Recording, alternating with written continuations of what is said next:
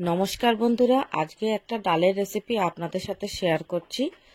এটাকে অনেকে শুক্তোর ডাল বা তেঁতুর ডাল বলেও থাকে। তো আমি কিভাবে বানালাম সেটাই আপনাদের সাথে শেয়ার করলাম।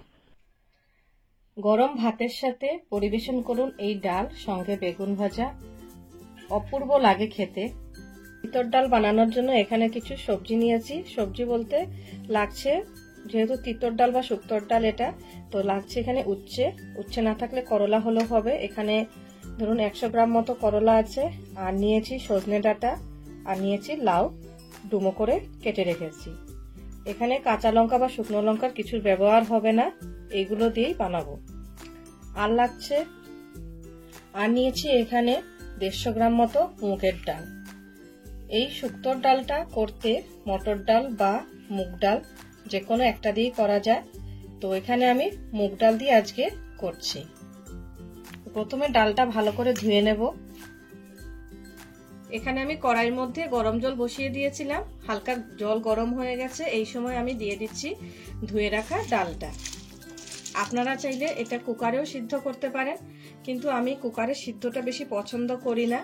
তো মুগ ডাল যেহেতু আমি কড়াইয়ের মধ্যেই দিয়ে দিলাম। মটর ডাল হলে অবশ্য কুকারে দেওয়া যেত, তো আমি কড়াইয়ের মধ্যেই সিদ্ধ করে নেব। কিন্তু ডাল সিদ্ধর সময় একটা জিনিস খেয়াল রাখবেন, ডালের জলটা যাতে কম থাকে, তাহলে সিদ্ধটাও তাড়াতাড়ি হবে এবং খুব সুন্দর একটা ঘনত্ব থাকবে ডালের মধ্যে। আর এই ডালটা মানে তেমন পাতলা হয় না, একটু ঘন ঘনই হয়। তো আমি সিদ্ধর জন্য ডালটা দিয়ে দিলাম। আর দিচ্ছি এখন 1 চামচ লবণ দিয়ে দিচ্ছি। এখানে আমি 1 চামচ লবণ, এটা সিদ্ধ হওয়ার জন্য এখন দিলাম। পরিমাণ মতো পরে দেখে দেওয়া যাবে। তো ডালটা অল্প সিদ্ধ করে নিচ্ছি। ডালটা সিদ্ধ বসিয়ে দিয়েছিলাম, এখন এখানে দেখুন কিছু ফেনা উঠছে। এই ফেনাটা আমি ফেলে দেব। ফেনাটা ফেলার কারণ হলো এখানের মধ্যে অনেক সময় অনেক মেডিসিন থাকে ডালের মধ্যে, তো সেটা কেটে গেল আর একটা পিচ্ছিল ভাব হয় এইগুলোতে, সেটা বেরিয়ে যাবে। তার জন্যই ফেনাটা কেটে দেওয়া দরকার। এখন এই ডাল সিদ্ধর মধ্যে দিয়ে দিচ্ছি ডুমো করে কেটে রাখা লাউ। লাউ বা চাল কুমড়ো দিয়েও এটা করা যায়, তো আমি লাউ দিয়ে করছি। এই রেসিপিটা গরমের জন্য একদমই উপযোগী, কারণ এই সময়টা হালকা খাবার খেতে হয়। তো এটা খুবই সুস্বাদু এবং স্বাস্থ্যের পক্ষেও খুবই উপকারী। তো লাউটা সিদ্ধ করে নিচ্ছি ডালের সাথে, কিন্তু লাউটা একদম গলিয়ে নেব না, একটু সিদ্ধ হবে বলতে নরম হয়ে যাবে, কিন্তু গলাবো না। এখানে ডালটা 50% মতো সিদ্ধ হয়ে গেছে, লাউটাও সিদ্ধ হয়ে গেছে। তো দেখুন কম জল দেওয়ায় কি সুন্দর করে সিদ্ধ হয়েছে, একদম ডালটা ফাটা ফাটা হয়ে গেছে। কিন্তু বেশি জল দিলে কিন্তু এত তাড়াতাড়ি সিদ্ধ হতো না। তো এই অবস্থায় এর মধ্যে আমি 1 গ্লাস গরম জল ঢেলে দেব। তো এখানে আমি গরম জলটা ব্যবহার করলাম।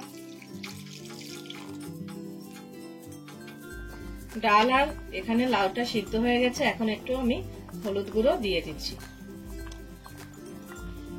হলুদ গুঁড়ো দিয়ে এটা ভালো করে নেড়ে নেব।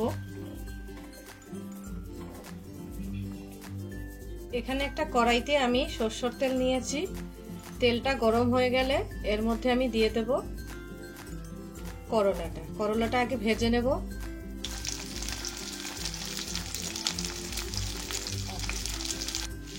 করলা ভাজবো এখন, কিন্তু কোনো লবণের ব্যবহার করব না, তাহলে তেলটা তেতো হয়ে যাবে। তো এখানে শুধু আমি হলুদ একটু দেব আর করলাটা ভেজে নেব। তো অল্প একটু হলুদ দিয়ে করলাটা একটু ভেজে নেব।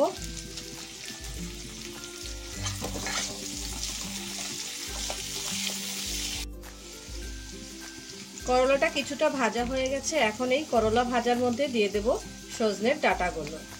একসাথেই ভাজবো আমি, আপনারা চাইলে আলাদা আলাদা করেও ভেজে নিতে পারেন।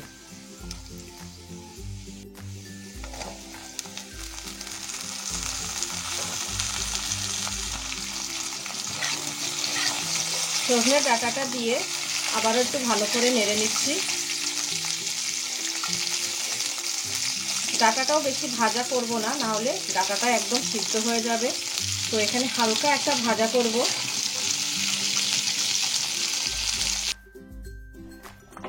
এর মধ্যে আমি দিয়ে দিচ্ছি ভেজে রাখা করলা আর সজনের ডাঁটাটা। এখানে আমি কাঁচা মুগ ডাল ব্যবহার করেছি, আপনারা চাইলে একটু হালকা ভেজেও নিতে পারেন। এখন এটা ফোড়ন দিয়ে দেব।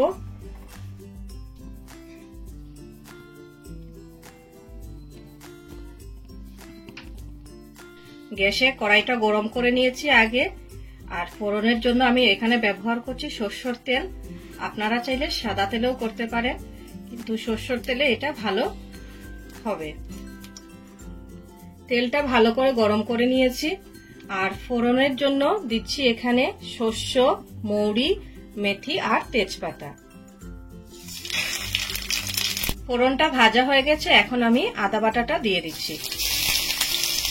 আদা বাটা দিয়ে বেশি এটা ভাজা করব না, হালকা একটু কাঁচা গন্ধটা যাবে সেই পর্যন্তই ভেজে নেব। এখানে আমার ফোড়নটা রেডি হয়ে গেছে, এখন সিদ্ধ করা ডালটা ঢেলে দেব।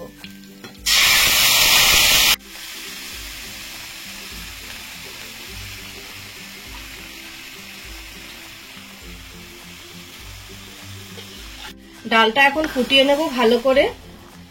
ডালটা কিছুটা ঘন ঘনই রাখছি, আপনারা চাইলে পাতলাও একটু করতে পারেন, কিন্তু এই ডালটা একটু ঘনই বেশি ভালো লাগে। এর ঘনত্বটাই দেখুন। আর এখানে লাউগুলো গোটা গোটা রয়েছে আর সজনে ডাঁটাটাও গোটা রয়েছে। এখানে কিছুই ওভারকুক করা যাবে না, তাহলে স্বাদটা সেইভাবে আসবে না।